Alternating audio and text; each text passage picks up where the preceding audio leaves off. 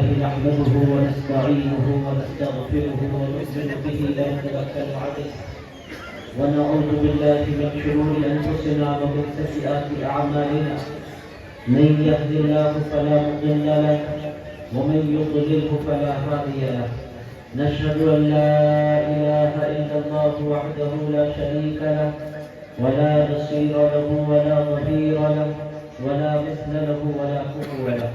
ونشهد أن سيدنا وشفيعنا وحبيبنا وطبيب قلوبنا وقرة أعيننا ومولانا محمدا عبده ورسوله وصفيه وخليله أرسله بالحق بشيرا ونذيرا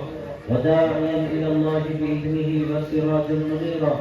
صلى الله تعالى عليه وعلى آله وصحبه وسلم تسليما كثيرا أما بعد فقد قال الله تبارك وتعالى في القرآن المجيد والفرقان الحميد فأعوذ بالله من الشيطان الرجيم بسم الله الرحمن الرحيم يا أيها الناس اتقوا ربكم الذي خلقكم من نفس واحدة وخلق منها زوجها وبث منهما رجالا كثيرا ونساء واتقوا الله الذي تساءلون به والأرحام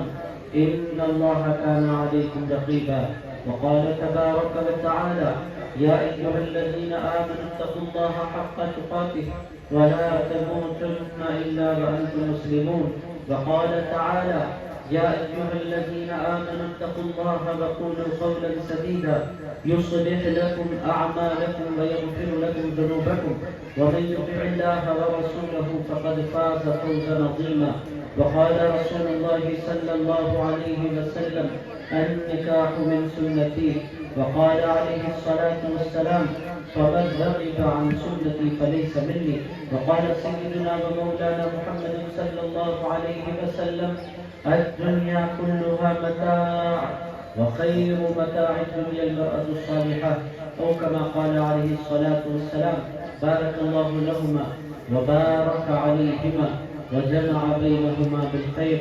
صل وسلم وزد وبارك على حبيبك سيدنا وشفيعنا ومولانا محمد وعلى آله وصحبه